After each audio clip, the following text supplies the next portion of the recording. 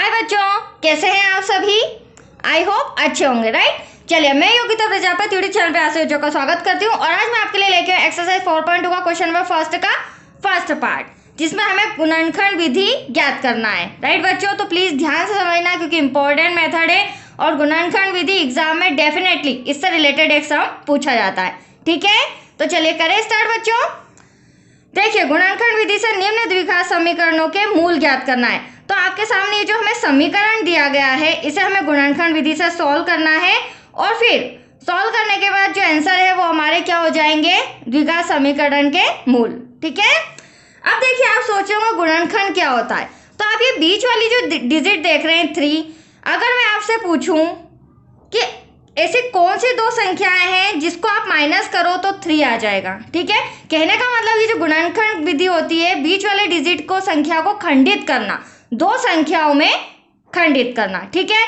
तो आप directly answer देंगे क्या बच्चों, नहीं आ पाएगा, राइट। ऐसी कौन सी दो संख्या है जिसको हम माइनस करेंगे तो 3 आ जाए। तो इसकी मैं आपको ट्रिक बता रही हूँ जो कि बहुत ही ईजी है, ध्यान से समझना, सबसे इंपॉर्टेंट है, जो कि हर सम में यूज होगी।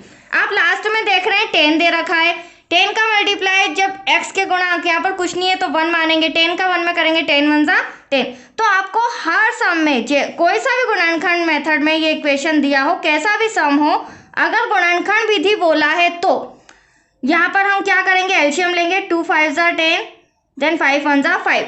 तो आप देख रहे होंगे यहाँ पर क्या आंसर आ रहा है, 5। अगर 5 को मैं 2 से माइनस करूँ तो मेरा खंडित गुणनखंड जो हमारा आंसर है सम के अंदर वो 3 आ रहा है। एनी डाउट बच्चों। और अगर मैं मल्टीप्लाई करूं तो हमारा 10 भी आ रहा है। मतलब ऐसी दो संख्याएं आपको सोचनी होगी जिसको प्लस माइनस करें तो बीच वाली डिजिट आए और उसी दो संख्याओं का मल्टीप्लाई करें तो लास्ट वाली डिजिट आए, ठीक है। तो उसका मैंने आपको ट्रिक दिया है, आपको ऑलवेज लास्ट वाली डिजिट का एलसीएम लेना होगा। दैट्स क्लियर बच्चों। अब हमें मल्टीप्लाई से कोई मतलब नहीं है, हमें किससे मतलब है, माइनस करने से। हो सकता है कुछ समय ऐसे हो जिसमें प्लस भी करना पड़े, राइट बच्चों। तो चलिए, हमने क्या किया, रफ में माइनस एलसीएम लेके। तो अब फर्स्ट स्टेप गुणनखंड विधि का क्या होता है, ब्रैकेट लगाना। क्या होता है बच्चों, ब्रैकेट। अब यहाँ पर आप देख रहे होंगे बड़ी डिजिट 5 है और हमारे सम में x दे रखा है, हो सकता है y हो तो हम यहाँ पर y ले लेंगे, ठीक है। हमने रफ में क्या किया है, माइनस, तो 5x में से 2x माइनस किया तो आपके सामने आंसर दिख रहा है 3x और माइनस का 10 एज इट इज ऐसा का ऐसा, ठीक है। फर्स्ट स्टेप में हमें ब्रैकेट लगाना है, देन सेकेंड स्टेप में ब्रैकेट को हटाना है। तो देखिए एक्स स्क्वायर माइनस, अब हमेशा ध्यान रखना, हम बचपन से मतलब छोटी क्लासेस से पढ़ते आ रहे हैं, अगर ब्रैकेट के बाहर माइनस होता है तो ब्रैकेट के अंदर का साइन चेंज हो जाता है। तो 5x तो ऐसा का ऐसा, बट माइनस का क्या हो जाएगा, प्लस। क्यों, क्योंकि ब्रैकेट के बाहर माइनस है, राइट बच्चों। 10 इक्वल्स टू 0। अब देखिए, अब यहाँ पर क्या नई स्टेप होगी, ये फर्स्ट टर्म, ये सेकेंड टर्म। फर्स्ट टर्म से भी हमें कॉमन लेना है, सेकेंड टर्म से भी हमें कॉमन लेना है। तो यहाँ पर आप देख रहे हैं यहाँ x है, बट यहाँ पर x के साथ डिजिट भी है। अगर दोनों में डिजिट होती तो मैं डिजिट कॉमन लेती, बट यहाँ पर दोनों में x है तो एक x बाहर और एक x अंदर। देखो, अगर हम कुछ भी डिजिट कॉमन ले रहे हैं तो वापस से मल्टीप्लाई करने के बाद वही डिजिट आना चाहिए। कॉमन आपको इस तरह से लेना सीखना होगा, ठीक है। तो मैंने क्या कॉमन लिया है, यहाँ से यहाँ तक x कॉमन लिया है, x का x में मल्टीप्लाई किया, एक्स स्क्वायर, राइट बच्चों, माइनस ऐसा का ऐसा, x में क्या मल्टीप्लाई करूँ कि 5x आ जाए, तो दैट्स योर आंसर 5। तो x में 5 का मल्टीप्लाई किया 5x, ये फर्स्ट टर्म कंप्लीट हो गया, प्लस ऐसा का ऐसा। सेकेंड टर्म में हमेशा ध्यान रखना एक्स वाई जेड कॉमन नहीं आता है, ठीक है। ये फर्स्ट सम है, काफी डीप में मैं इसीलिए समझा रही हूँ।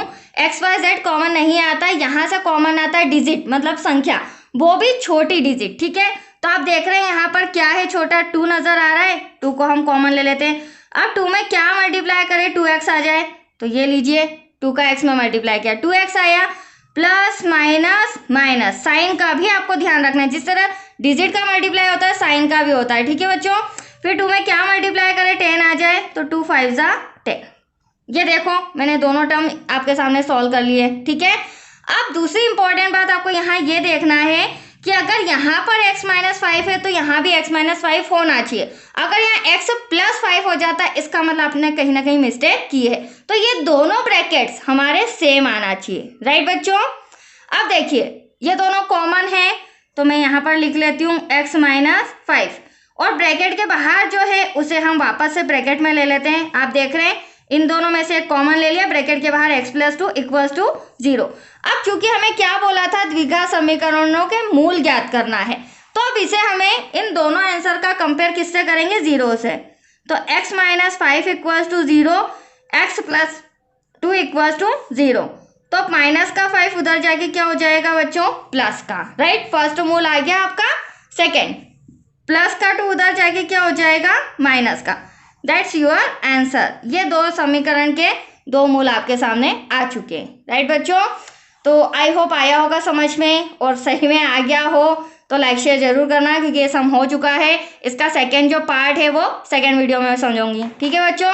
तब तक के लिए टाटा बाय बाय। प्रैक्टिस करते रहिए, मेहनत करते जाइए, ठीक है। थैंक यू बच्चों।